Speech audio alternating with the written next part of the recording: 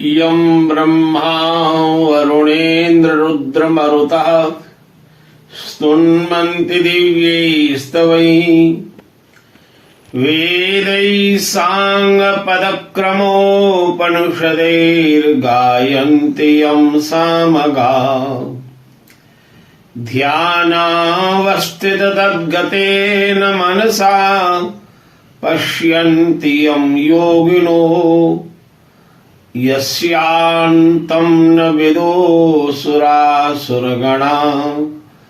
देवाय तस्मै नमः। यस्यान्तं न विदुसुरासुरगणा देवाय तस्मै नमः। आज प्रातःकालीन पावन वेला में जन्म और मृत्यु के संबंध में विविध प्रकार के विचारों का समायोजन हुआ और उन विचारों को मैंने अपने स्वविरचित सुभाषितों के द्वारा उस विषय पर मंथन और चिंतन किया। बहुत सुंदर श्लोकों का निर्माण हुआ। मानव जीवन में जन्म और मृत्यु का प्रवाह अनादि काल से अनवरत चल रहा है। संसार में प्रतिदिन प्रतिक्षण जन्म भी हो रहा है और संसार में प्रतिदिन प्रतिक्षण मानव मृत्यु में भी प्रवेश कर रहा है। समस्त प्राणी जगत जन्म और मृत्यु के बंधन से बना हुआ है। ये जन्म और मृत्यु का स्वरूप क्या है? जन्म और मृत्यु का दर्शन क्या है? जन्म और मृत्यु का मर्म क्या है? जन्म और मृत्यु का रहस्य क्या है? जन्म होने का हेतु क्या है? किन कारणों से संसार में हमारा जन्म होता है और मृत्यु के रूप में शरीर का अंतिम अवसान कैसे होता है? मृत्यु इस शरीर की अंतिम क्रिया है और संसार में हम अपना जन्म भी देखते हैं और संसार में हम स्वयं अपनी मृत्यु भी देखते हैं। तो मेरे मन में आज जो भाव जागृत हुए, प्रातःकाल 4 बजे जब मैं जागृत हुआ और प्रातःकालीन प्रार्थना करने के पश्चात जन्म और मृत्यु के संबंध में ये स्वविरचित अपने श्लोकों को मैं प्रस्तुत करता हूं। कर्मणा जायते जन्म सकामेन सदा ननु निष्काम भाव भावेन जन्म बंधा प्रमोच्यते। सकाम वासना बद्ध मोह पाशेन पातित जगति जायते जीवा जन्म जन्म सुभ्रम्यते। कर्म भोगम सदा भुक्त्वा भोग योनिषु गम्यते। भोगग्रियम् संसारे भोग रोगान्न मुच्यते। भोगासक्ति महादुःखम निरासक्ति महासुखम। संसार राग रागेण बध्यते रागरज्जुना। रागं विहाय लोकेऽस्मिन् विरागो जायते नर। वैराग्य भावबोधेन नागो निर्गम्यते ननु। मृत्युलोके सदा मृत्यु मृत्यु सत्यं च शाश्वतम्। मृत्यु काले महाकाला लोक मृत्यु वशीकृत मृत्युपाशो महापाश सर्वपाशेन बद्धितम् मृत्युंजयो महादेव मृत्यु भयात् विमुच्यते।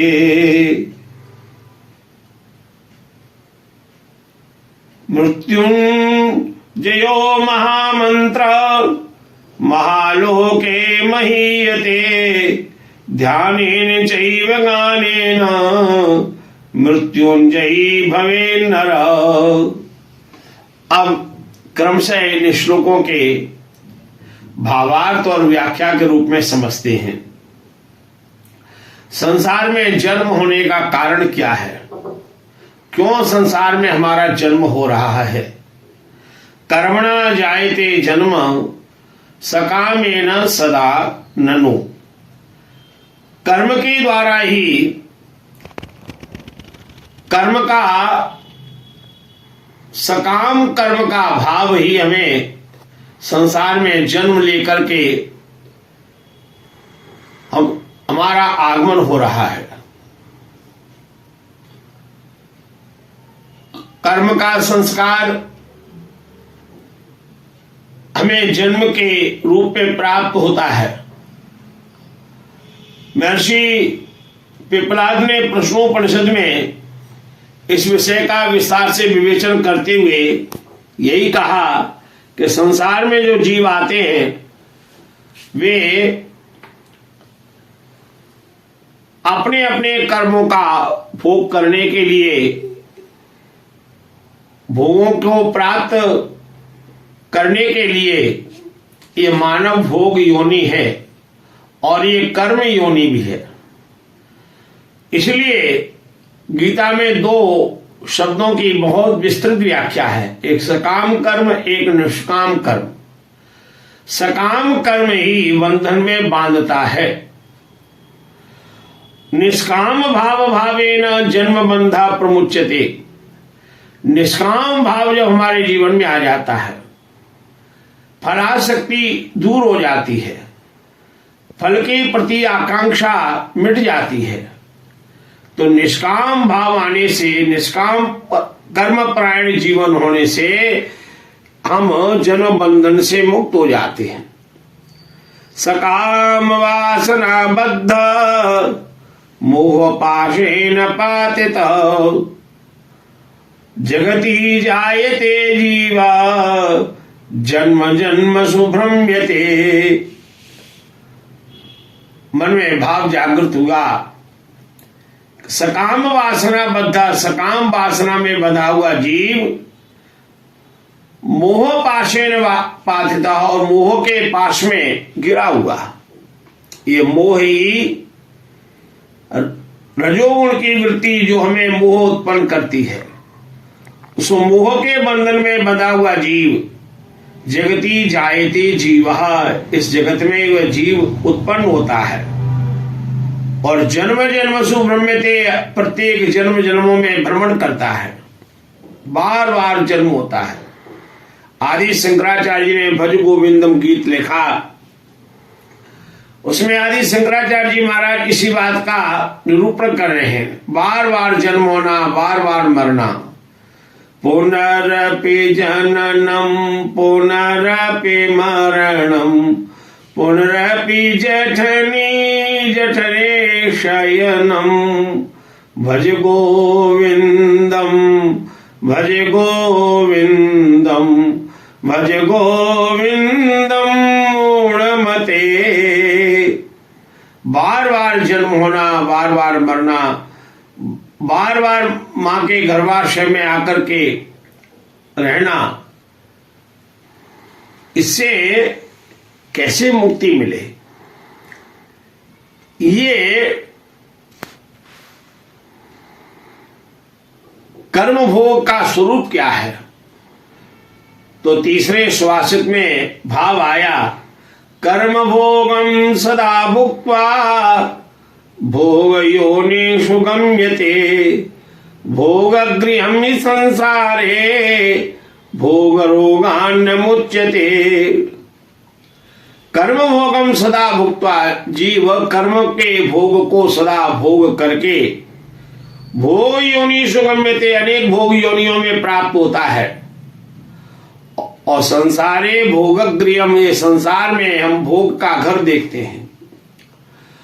हम अपने घरों में भी अनेक प्रकार की भोग सामग्री को अपने उपभोग के लिए रखते हैं और संसार के विविध प्रकार के भोगों को भोगते भोगते उन्हीं भोगों में हमारी भोगा शक्ति उत्पन्न हो जाती है। इसलिए महाराज भर्तृहरि ने एक सुभाषित के द्वारा इसी भोग के स्वरूप का वर्णन करते हुए कहा था, भोगान भोक्ता वयमेव भोक्ता, तपो न तप्तम वयमेव तप्ता, तृष्णा न जीर्णा वयमेव जीर्णा, कालो न याता वयमेव याता। भर्तृहरि जी कह रहे हैं, भोगान भुक्ता वयमेव भुक्ता, भोगों ने हमें नहीं भोगा बल्कि भोगों के द्वारा ही हम भोग लिए गए। इसलिए ये जो भोग है इसका स्वरूप क्या है, तो चौथे श्लोक में भाव आया, भोगासक्ति महादुखम, भोग के प्रति जो आसक्ति है वही दुख का कारण है।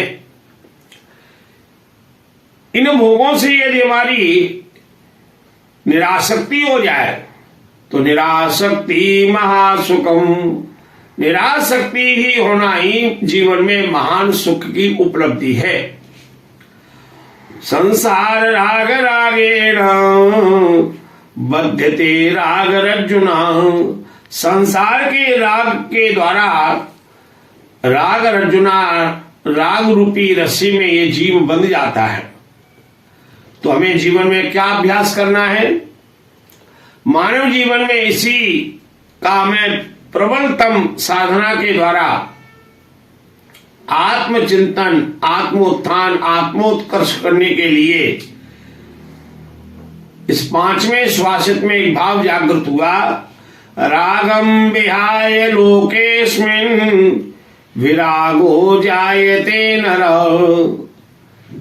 रागम विहाय लोकेस्मिन्, अस्मिन् लोके, संसार में राग को छोड़ करके विरागो नरः जायते, मानव विराग हो जाता अर्थात राग से मुक्त हो गया। विगतः रागः यस्मात् स विरागः, अब विराग हट गया, राग की आसक्ति हट गई। विषयानुसयी रागः, महर्षि पतंजलि योग दर्शन में कह रहे हैं, अनेक विषयों को भोगने के पश्चात उसके प्रति जो आसक्ति है वही राग है, वही हमें विषयों में बांधती है। तो वैराग्य भाव बोधेन रागो निर्गम्यते ननु, वैराग्य भाव का जब बोध हो जाता है, वैराग्य भाव के बोध होने से राग निर्गम्यते ननु, निश्चय से राग निकल जाता है, अब राग हट गया। विहाय कामान या पुरुषान, जो हम कामनाओं को छोड़ देते हैं, पुमांश्चरति निष्प्रिया निर्ममो निरंकार सुशांतिम अधिगच्छति। योगेश्वर श्री कृष्ण गीता में यही उपदेश अर्जुन को कर रहे हैं और मानव मात्र के लिए उपदेश है कि हम जीवन में निर्मम हो जाएं, निरहंकार हो जाएं, निरासक्त हो जाए तो जीवन में परम शांति की प्राप्ति हो जाएगी। और ये मृत्यु का स्वरूप क्या है, तो मृत्यु लोके सदा मृत्यु, मृत्यु सत्यम च शाश्वतम, इस मृत्यु लोक में मृत्यु सत्य है, शाश्वत है, हमेशा दिखाई दे रही है। मृत्यु कालो महाकाल, मृत्यु का काल ही महाकाल है। लोकः मृत्यु वशीकृत, और मृत्यु ने सारे संसार को अपने वश में कर लिया है। मृत्यु के बंधन में ये लोक, इसलिए इस लोक का एक नाम मृत्यु लोक भी है। और इस मृत्युलोक ने सबको अपने वश में बांधा हुआ है।